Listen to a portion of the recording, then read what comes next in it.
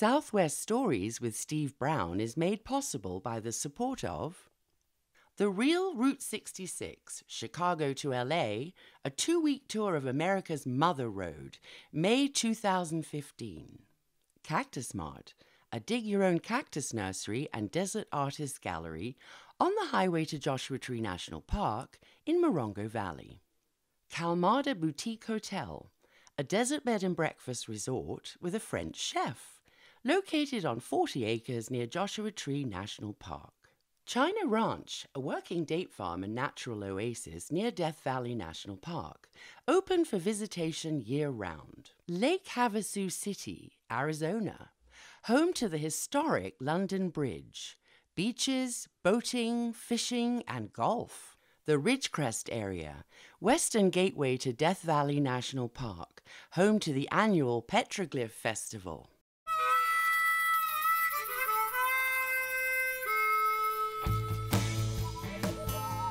Some people think of the Southwest as barren and empty.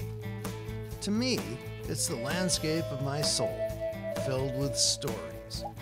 Great stories of people and places, ambitions, dreams and visions, visits with friends, and mysteries of the past. There's awesome natural beauty, ancient, elusive, and wise. Adventures with characters, historical and fictional. Larger-than-life legends, captivating destinations, and, of course, everyday people. These are tales of a timeless journey and the people we meet along the way. I'm Steve Brown, and these are Southwest Stories.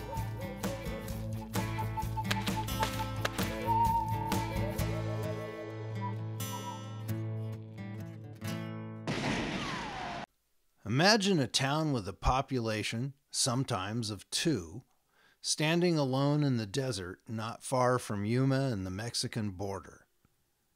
Imagine a pyramid at one end of town that marks the center of the world, born from a children's book about a dragon, and faced by a beautiful church rising opposite the pyramid, high upon a hill overlooking the town, a man-made hill constructed of 150,000 tons of earth, formed upon the desert floor. Then, imagine between that pyramid and the church on the hill, an outdoor museum, a magnificent work stretched out in a pleasing geometric pattern of long granite monuments covered with far-ranging illustrated accounts of the histories of Arizona, California, the United States, humanity, and much more. If you can imagine these things, then you have imagined Felicity, California, the town envisioned and built by Jacques-Andre Istel and named for his wife and partner in creativity, Felicia Lee, a couple as unique as the town they have created here in the desert. Felicity is a place like no other, a town dedicated to remembrance with just enough whimsy to make it powerfully magical for those with imagination, and more than enough inspired scholarship and artistic accomplishment to elevate its outdoor museum of history and granite to a destination worthy of serious consideration and academic respect. The states of Arizona and New Mexico have already requested the Museum of History and Granite be presented by the Secretary of the Interior to UNESCO as a World Heritage Site, and support continues to build for the designation. Yet some still don't seem to quite comprehend what it is Jacques is doing here, or they fixate on the whimsical while utterly missing the point of the museum. Jacques often doesn't feel his work, which I find brilliant, is taken seriously. The problem may lie in the preconceived notions of what constitutes a museum. The Museum of History and Granite is unlike any other museum I know, but it most definitely meets the criteria of a museum and has a great deal to offer those who take time to not just look, but see. At the center of the compass rose-shaped section of the museum's History of Humanity stands the Felicity Stone. It is the museum's own Rosetta Stone designed to assist those far in the future in deciphering the museum's granite panels. The granite monuments are designed to last thousands of years, and it is fitting A key to understanding them has been included in the museum's design. At the top of the Felicity stone is carved a quote taken from the Temple of Apollo in Delphi. It says simply, "Nothing in excess." Surrounding it are panels with the alpha and omega, the yin and yang, and explanations in Arabic, Spanish, Portuguese, Hindi, Chinese, Russian, French, and English. They say simply, "Entrust that this summary of human achievement and failure will encourage study of the past, thought for the future, and resolve for virtue in hope that the human race will endure far longer than this stone." This is my kind of museum. Gene Britton has been the lead artist at the museum for 14 years. Whenever I came out here and first met Jacques and Felicia, they really changed my outlook on history altogether. You also work, like in this case, with the works of other artists, like Gustave Doré. I know you've done Moses. You've also got this panel here. Tell me a little bit about that. Yeah, the Judgment of Solomon, and it doesn't look like it's going well. Well, you know, that working from other famous artists is actually my favorite thing because it allows me to learn from the great artists of history. Now, with Gustave Doré, for example, he was a famous carver and engraver, and so it interprets so well into what I do that he's quickly become my favorite artist. Between Jacques' selections of subject matter and then quotes and material to include on a panel, and then this level of detail, I mean, you really get the story. I would like to think so, yeah. I mean, we have come to work very well together over the years. And, you know, I'm glad to say that I've allowed or afforded a lot of input in what goes on. The Education Department of Northern Arizona University's Yuma campus, under direction of Department Chair Russell Proust, utilizes the Museum of History and Granite for teacher training. I'm meeting Professor Alma Sandigo to hear how she incorporates the museum into her curriculum. How do you use these panels? Well, we have two purposes for it. We have a group of students, cohorts of students who are future teachers, actually. Okay. And so we want them to first react as students and to identify what is the value of each one of these panels. Why were the words selected? Why are the pictures are selected this way? And then after that is how would they develop lesson plans? Because we want our student teachers to come, you know, and when they become teachers, and use the resources that we have in the community and have this as the funds of knowledge of students. And so they come and they develop lesson plans that would go with it. And we're just lucky that we have access to Mr. Istel, and so he comes and talks to the students about why this is important or how he made those decisions. The next layer of information that we want from our students is really to go beyond what is here. Talk about the legacy of this place to Yuma and to humanity in general. We talk about humanity. What is it that is here and where are we going? And so it gives a lot of space for the students to speak about, you know, what they believe they are and the role they play just here. Okay. We talk about redemption because there's another panel that talks about redemption. We talk about honor. And so it's beyond just what you see and what you can, you know, what is palpable here. They select the one that they want to study. So if there is environment and there is history and there is science and communication. So it's open to anything, really. Okay, and what do they think about this place? They were very impressed. To be honest, when you pass through the highway, you see the pyramid. Then when you come and start looking at this and seeing history or the United States and who we are from this point of view is totally different. And so all the students that we have brought have been very impressed when they come. Just east of Felicity, we cross over what's left of the Colorado River into Arizona and the city of Yuma. The area around here, long home to the Quetzin and Cocopah, began seeing European visitors in the 1500s.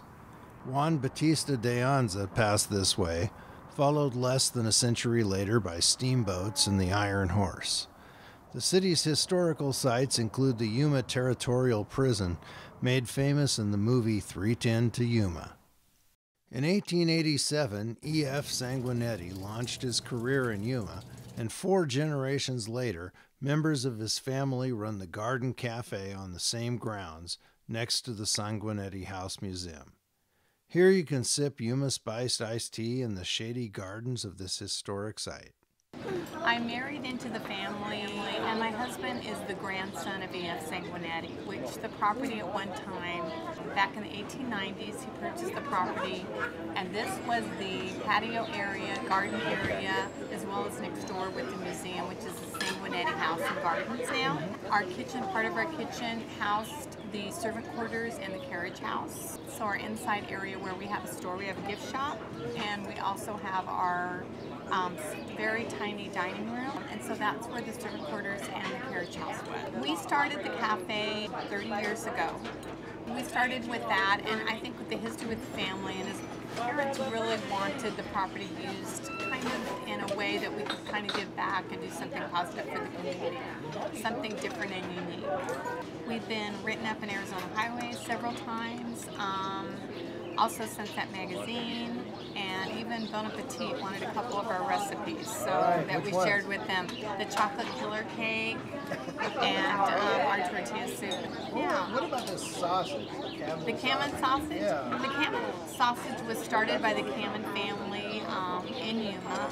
And It's still made right here. Yes, sir. It's wonderful. It's got a peppery taste to it, but it's not overbearing. No. It just makes it interesting. Tiny. Yeah. But I mean, it's a beautiful setting. I mean, some of these trees must be going back to pretty much the time when they first started.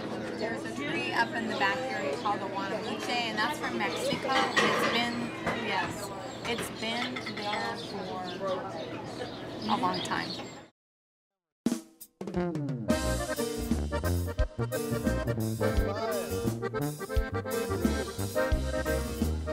Okay, now there's one place that you have to go in Yuma if you want to really experience the local culture, and that's the swap meet. One of my favorite places.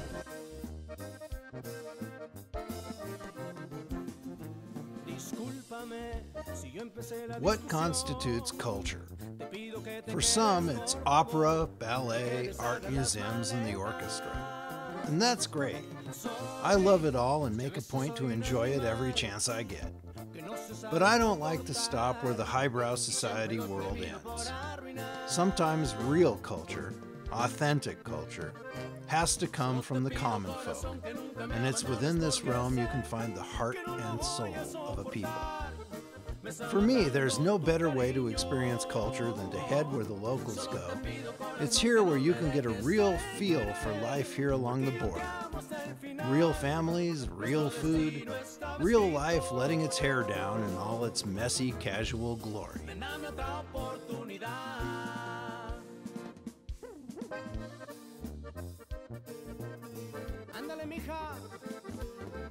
Of course, I have a method to my madness. I'm not here by accident. I need a new pair of shoes, and the swap meet here in Yuma has a vendor who sells these crazy Mexican boots I love, and I've been coming here for years every time a pair gets close to wearing out. I found the best shoes and boots in the swap meets from Yuma to North Las Vegas and Tucson. I may not be able to resist, man. Some sort of combination of an endangered species or two, leather. These things are great. My mission has been fulfilled. You can get a quick shot of tequila, toys, guitars, stun guns, hats, and jeans. You can cowboy yourself up pretty well here, and that's appropriate since cowboy culture is really Spanish in nature. After all, buckaroo is really just an anglicized version of vaquero. Finally, there's crispy, deep-fried chicharron and street tacos under the sunny Yuma skies to round out the visit. It's time to move on, but I'll be back for another pair of those boots. It looks good, and it tastes even better.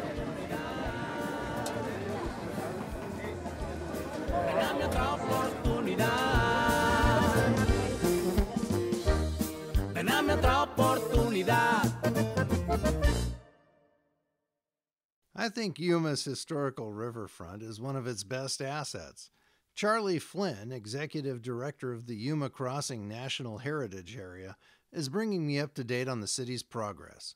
For the last 15 years, we've been involved in the redevelopment of Yuma's riverfront. And the reason this train is here is that in 1877, the first locomotive came from California into Arizona at this location.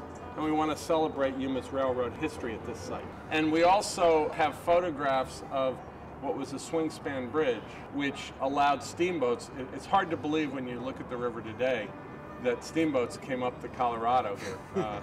This was the safest place to cross the Colorado back then, and it also allowed steamship travel up almost to the Grand Canyon. Now, this area has changed considerably over the past few years, has it not? You bet. The city of Yuma and the Yuma community really worked hard on a plan. It involves commercial redevelopment like the Hilton Garden Inn, 2 major riverfront parks, a trail system along the river, and about 400 acres of wetlands restoration. Now, as I understand it, the riverfront used to be pretty overgrown and underdeveloped and dangerous. Even undesirable. Let's dangerous. Say it what it is.